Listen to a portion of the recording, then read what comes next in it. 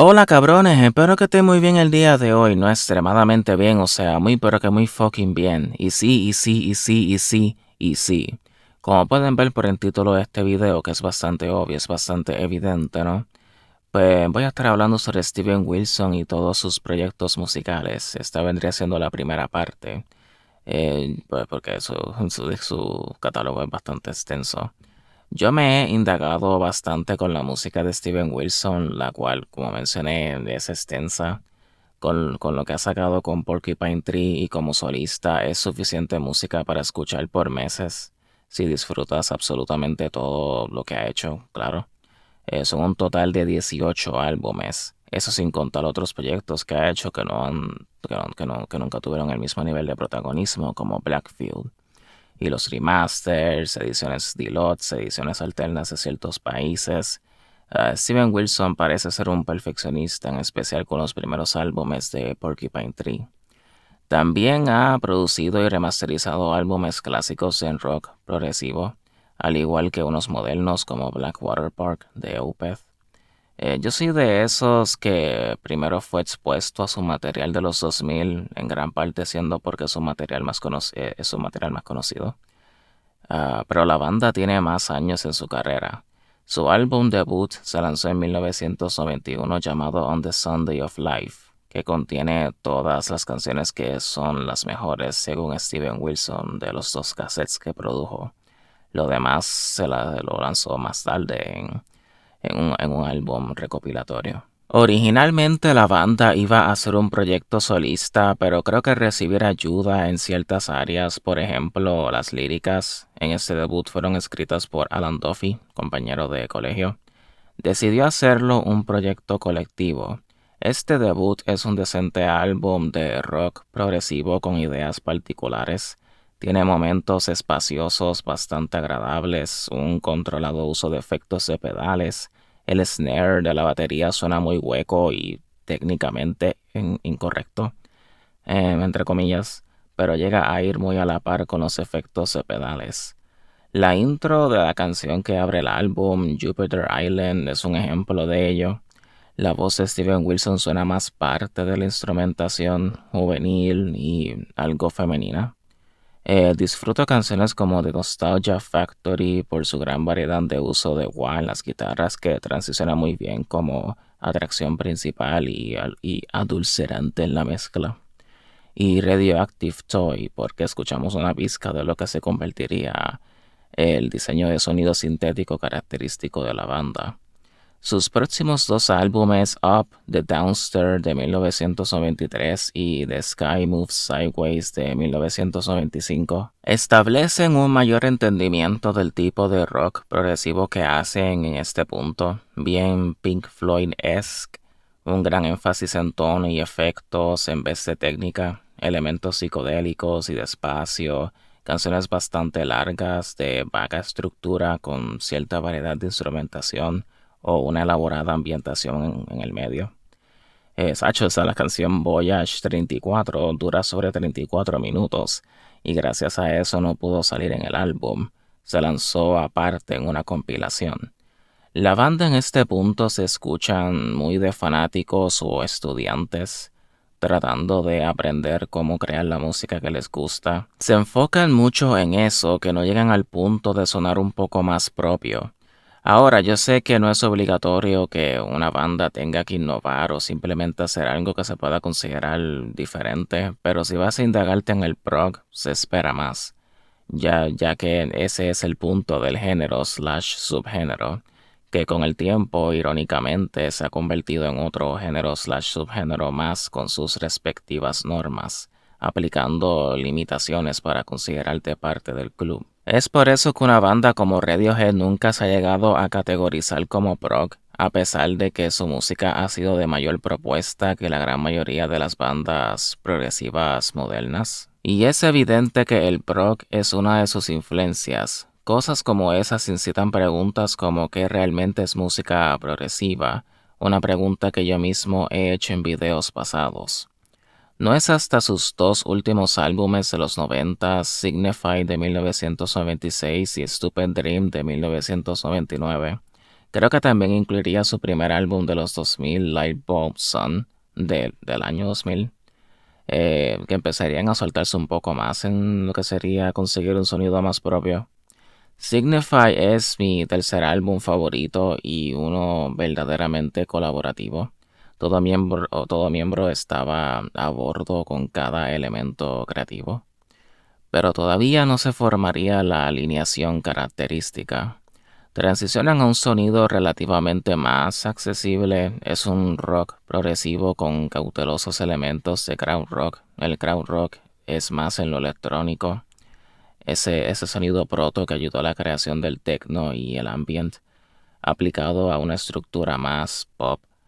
Amo canciones como The Sleep of No Dreaming, Severe y Idiot Prayer. Los álbumes Stupid Dream y Lightbulb Sun son una mayor exploración de lo mencionado, con el añadido de elementos de rock alternativo de ese entonces, derivados del grunge y el Britpop. El contenido lirical en esos dos álbumes se tira por lo personal, de sentimientos negativos hacia relaciones, lo fuerte que es dedicarse a ser músico, etc. Antes las líricas y conceptos eran más abstractos sobre guerra, religión, humanidad. Ya lanzándose su séptimo álbum de estudio, In Absentia, en 2002, empieza la tercera transición de la banda, con la que mantendrían más consistencia y conseguirían más reconocimiento. Exploran con el rock slash metal progresivo y ese metal alternativo de principios de los 2000, favoreciendo el lado alternativo y el lado progresivo coloreado por encima. A diferencia de una banda como Tool que empezó similar pero se fue volviendo más progresiva con el tiempo, la música se volvería más simple de tocar como muchas de las bandas de metal alternativo de ese tiempo. Un tipo de simpleza directa, enfatizando el punch, el efecto instantáneo de los riffs de las guitarras y la base rítmica siguiéndole la corriente, pero no opacando las guitarras. La cierta simpleza que aplicaban en sus álbumes anteriores será complejizada por el énfasis en tono y efectos. Como dije, Pink Floyd-esque. Tampoco es que abandonaran eso por completo, llegas a notar pizcas de eso. Es más, en un álbum que ya mismo voy con él, traerían eso verdaderamente de vuelta con más prominencia. El tipo de metal progresivo que crearon vendría siendo bastante contrario a una banda como Dream Theater. Con ellos es una sobreabundancia de tecnicalidad. Y en parte Tool, pero por razones algo distintas. Tool también son conocidos por tener riffs que pueden considerarse simples. No siempre, pero una considerable cantidad de veces. A diferencia de Porcupine Tree, colectivamente se crea una complejidad rítmica, hasta melódica, retante, prácticamente innovadora, y la batería en sí es complicada, individualmente y colectivamente. Porcupine Tree es más convencional en comparación a estas bandas. Aquí se establece la alineación característica: Steven Wilson, Richard Barbieri, Gavin Harrison, Colin Edwin y John Wesley. La producción pienso que es perfecta, suena pristina y brillante, una hermosa dinámica y capacidad de espacio entre los instrumentos. La guitarra acústica o los tonos limpios en general es la heroína discreta. Su ejecución es como una pintación delicada y las armonías ni se diga. Los varios efectos están más a servicio de la canción. Es astuto el uso de varias formas de delay. Este es su mejor álbum, su obra maestra. Por más buenos que fueran sus álbumes posteriores, no creo que le llegarían a este en términos de escritura. Y la producción es un gran contribuyente. No la llegarían a emular, se hace por razones intencionales o no. Mucha gente le encanta dar halagos a Steven Wilson y es entendible, él es la mente principal y el frontman, pero creo que él no hubiera llegado a este punto creativo sin la ayuda de los demás miembros, en especial Richard Barbieri en el sintetizador, programación y piano, y Gavin Harrison en la batería. Ellos tres en total son la trinidad que define el sonido de la banda. John Wesley fue más guitarrista de gira y Colin Edwin tiene cierta libertad en sus partes de bajo, pero no un creativo por completo. Mis canciones favoritas serían Blackest Ice, Trains, Lips of Ashes, The Sound of Music, Prodigal y punto número 3. Su octavo álbum de estudio, Deathwing, de 2005, es un poco más directamente metal, alternativo y accesible con fórmulas exactamente de radio sin sacrificar mucha libertad creativa. Su producción es más sucia y estática, la brillantez es discreta, con los pasajes ambientales y melodías siendo un pequeño relieve o efecto dramático que le da más para sacar a la canción. Las pequeñas excentricidades de efectos son un deleite con sus breves apariciones. En vivo a la banda le encanta joder un poco con las estructuras de las canciones más accesibles, haciéndolas casi el doble de largas, indagándose con efectos y hasta semillenteando. Esas canciones serían Open Car, Halo y Shallow. Se lanzó una versión remasterizada en 2023 en donde su sonido suena esparcido y se le sube la brillantez. Le logran dar una mayor dimensión al sonido. Todavía sigo pensando que el máster de In Absentia es superior o más placentero si tienes el oído entrenado para detectar los detalles.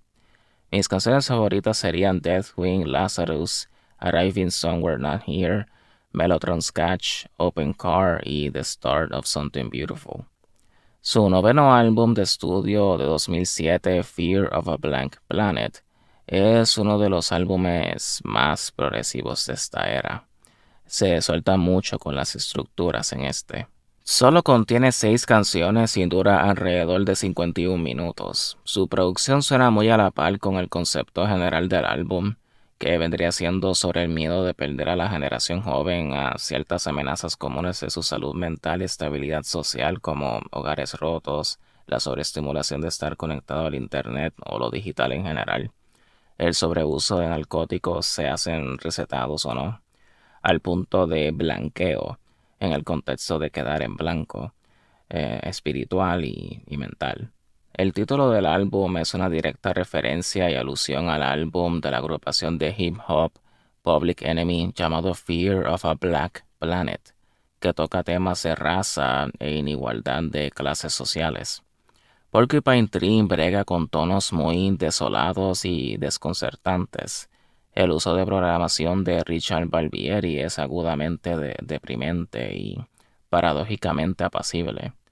Los riffs son bastante creativos en su estado dual con la cierta variación de tempo y técnica tonal. La batería se le da gran énfasis en la manejación de los espacios de los efectos de sintetizador, simultáneamente cuando los efectos están en el proceso de tocarse y cuando no. Este es mi segundo álbum favorito de la banda, muy sólida la escritura, aunque hay un momento en el álbum, en la canción Sentimental, lo rítmico en el puente/outro, suena prácticamente igual al de la canción Trains. Me saca un poco de la experiencia de la canción. Creo que pudieron modificarlo un poco. Mis canciones favoritas serían Fear of a Blank Planet, Anesthetize, Way Outta Here y Sleep Together. Su décimo álbum de estudio y por 13 años su último, de 2009, llamado The Incident, es su más vendido hasta la fecha y pinta que se mantendrá así. Este sí que es progresivo y es posible que es su más vendido por el semi-hype que estaban teniendo en ese momento, porque de lo que sería esta tercera etapa/era, en este es su menos accesible. Tiene un total de 18 canciones con una duración de casi 1 hora con 16 minutos. Fluye bastante bien, es para digerir la música como álbum. El primer disco, no primera mitad, ni también sería primer disco en formato de CD, no vinilo. Es un medley conceptual, no tanto sonoro, de alrededor de 55 minutos, de varios incidentes en la vida de Steven Wilson. Y las últimas 4 canciones son más independientes sonoramente y directamente en lo conceptual. Escuchando por primera vez el álbum, puedes confundir el medley con tener muchos interludos y canciones cortas. Me gustan mucho las canciones de Blind House, The Incident, Drawing the Line y Time Flies. Después de perderse la década de los 2010 por Steven Wilson dedicarse a su trabajo solista, lanzaron su 11º álbum de estudio en 2022 llamado Closure/Continuation, un título algo meta describiendo el estado de la banda, dando a entender que su regreso es interpretable. Esta entrega es interesante, la producción es fuertemente influenciada del gent moderno. Tiene esa polidez crunchy que se asemeja a una maquinaria avanzada tipo ciencia ficción de bandas como Animals as Leaders, Periphery y Tesseract. La canción que abre el álbum, Haridan, es un claro ejemplo de ello. Ese riff de bajo con esa serie de hammer-ons tocados con cierto slap te da la impresión que el bajo no tiene cabeza porque las cuerdas se fijan justo más allá de la cejilla, por lo que no es necesario tener un parche de guitarra. No lo digo porque sea necesario tener un bajo así para tocar gent, es solo que se ha vuelto un estereotipo que bajistas de gent lo usen gracias a ser parte de la creación del avance técnico. Me agrada lo chocante del coro y el cómo constantemente transiciona a una breve y ligera instrumentación en donde el riff de bajo mencionado, que aparece principalmente en los versos, se toca y vuelve otra vez a lo chocante. Me gustan otras canciones como Of the New Day, Rat's Return, Dignity y Love in the Past Tense, porque balancean bastante bien los elementos de rock progresivo clásico, la melancolía característica de ellos y lo gent moderno, estableciendo otra evolución en su sonido, abriendo su cuarta etapa / era, 20 años después de la tercera. Hay que ver cómo será su próximo álbum si es que deciden sacarlo, que parece que Steven Wilson le interesa hacerlo más centrado en el sintetizador. So que sí, eso sería el final de la primera parte. En la segunda parte me estaría indagando con los solistas, que vendría siendo un total de 7 álbumes de estudio, ¿no? Que me centraré en eso principal, que creo que secundario sería alguna otra cosa pequeña, so no creo que sea de mucha importancia. Sí, díganme lo que piensan y agradezco una descripción y eso sería todo. Nos vemos.